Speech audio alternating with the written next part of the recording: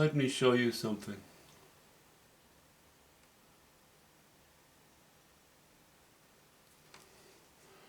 Let me tell you something. Let me tell you something. Let me tell you something. You know that video? A guy's about to go bungee jumping and he's delaying it as long as possible because he's just terrified. So he keeps saying to the guy who's gonna push him off the bridge, let me tell you something. Let me tell you something. Frantically. Pretty funny. Anyway, I just wanted to show you this. It's only an 8 by 10 inch painting.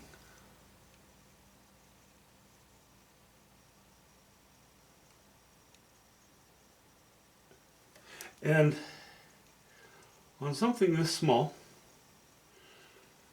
I could not bother. It's possible I could just not sign the front, but I think I'm going to. I try to keep my signatures a little bit inobtrusive as possible, but when you got a name as long as I do, it's kind of difficult. And I'm a kind of a traditionalist, so yes, the front gets a signature. But what I want to show you is what it does to the painting. Believe it or not, compositionally. This little panel I'm going to consider done, by the way, for the moment. Let's back off, square off with the panel, with the little painting. It's a little 8 by 10. See the signature on the left? See those hard dark lines of the signature? They help to balance. They help to balance the low values on the hard dark lines on the right hand side as well. Getting a bit of glare there. That helps. See, we have all these hard dark lines. And a little bit of interest in the foreground there. And just a signature. Silly thing in a way, isn't it? But it does help. That's why it's sometimes quite important which side of the painting, or rather where you put your signature. Anyway, that's it. I painted in foreground trees, moved to the greens a little bit.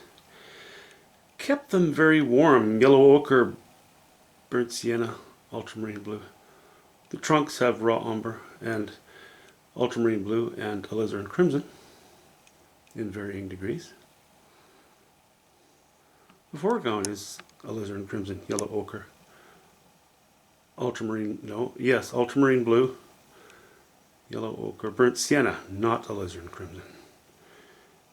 And those trees in the background, I settled them in with, as I mentioned in the last, like 10 minutes ago in the last video, ultramarine blue and